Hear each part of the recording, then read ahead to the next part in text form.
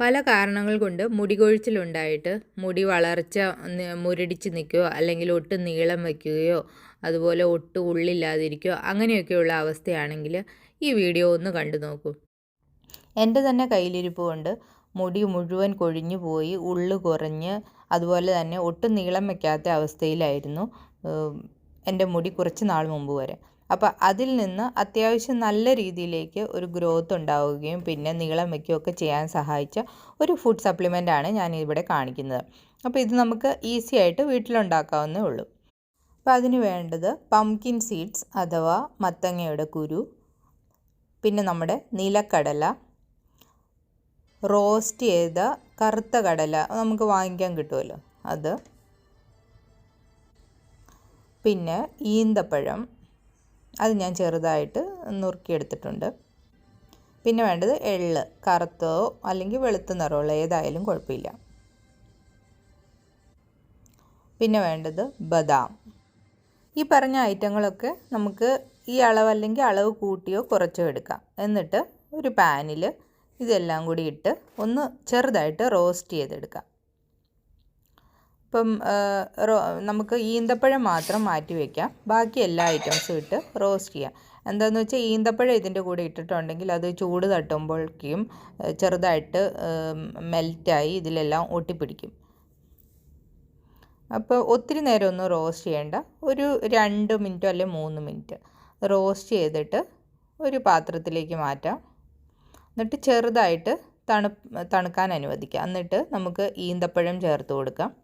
ഈന്തപ്പഴം അതുപോലെ തന്നെ ചെറുതായിട്ട് ചൂടാക്കിയെടുക്കുക. അപ്പോൾ ഇതുപോലെ ഒട്ടുന്ന ഒരു പരുവാകുമ്പോൾ നിർത്തി വയ്ക്കാം. ആദ്യം നമുക്ക് എന്നിട്ട് സീഡ്സ് എല്ലാം കൂടി ഒന്ന് ക്രഷ് ചെയ്തെടുക്കാം.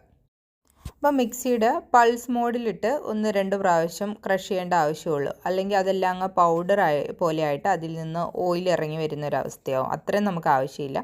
അപ്പോൾ ചെറുതായിട്ടൊന്ന് പൊടിച്ചെടുക്കാം.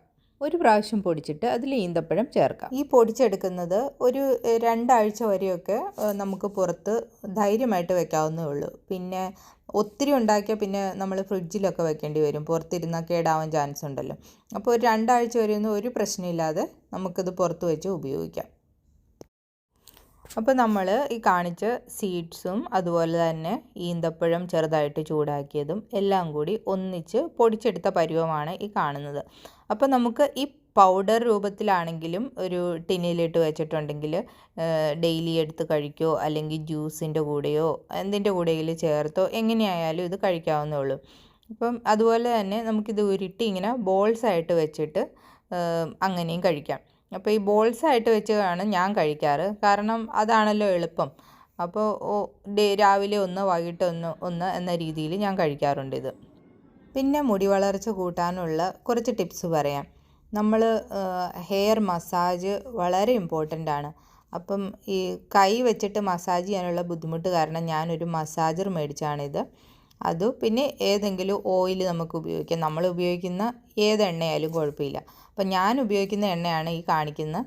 അപ്പോൾ ചിലർക്കൊക്കെ എണ്ണ ഉപയോഗിക്കുമ്പോൾ സൈനസ് ഇൻഫെക്ഷനും അതുപോലെ ജലദോഷമൊക്കെ ഉണ്ടാവാറുണ്ട്. അപ്പോൾ അവർ എണ്ണ ഇല്ലാതെ ആയാലും എങ്ങനെയായാലും മസാജ് ചെയ്യുക എന്നുള്ളതാണ് പ്രധാനം. അപ്പോൾ ഞാൻ ഇങ്ങനെ ഒരു 1-2 ദിവസം മസാജ് ചെയ്ത് കൊടുക്കാറുണ്ട്. അപ്പോൾ അതും എൻ്റെ മുടി കൊഴിച്ചിൽ നിൽക്കാനും മുടി വളരാനും ഹെൽപ്പ് ചെയ്ത ഒരു സംഗതിയാണ്. പിന്നെ മുടി കൊഴിച്ചിലിന് പല കാരണങ്ങൾ കാണും.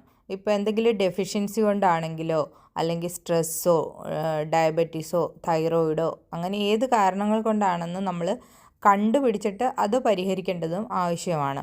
അതൊക്കെ ചെയ്ത് കഴിഞ്ഞിട്ട് ഈ ഹെയർ മസാജൊക്കെ ചെയ്തിട്ടാണ് കാര്യമുള്ളതെന്നാണ് എൻ്റെ ഒരു അഭിപ്രായം. ഇതുകൂടാതെ എന്നെ ഹെൽപ്പ് ചെയ്ത ഒരു മാജിക് സപ്ലിമെൻ്റാണ് ഒമേഗ 3. ഇത് ഞാൻ ആഴ്ചയിൽ ഒരു 2-3 എണ്ണമൊക്കെ വെച്ച് കഴിക്കുമായിരുന്നു. പക്ഷേ നിങ്ങൾ കഴിക്കുകയാണെങ്കിൽ ഒരു ഡോക്ടറോട് ചോദിച്ചിട്ട് മാത്രം കഴിക്കുക. അതുപോലെ പ്രോട്ടീൻ കൂടുതലുള്ള ഫുഡ് കഴിക്കുന്നതും നമുക്ക് മുടി കൊഴിച്ചിൽ കുറയാനായിട്ട് ഒത്തിരി സഹായിക്കും. അപ്പോൾ നിങ്ങളുടെ അഭിപ്രായങ്ങളൊക്കെ ഒന്ന് അറിയിക്കൂ. അതുപോലെ തന്നെ വീഡിയോ ഇഷ്ടപ്പെട്ടെങ്കിൽ ഒന്ന് സബ്സ്ക്രൈബ് ചെയ്ത് സപ്പോർട്ട് ചെയ്യണേ. Thank you for watching.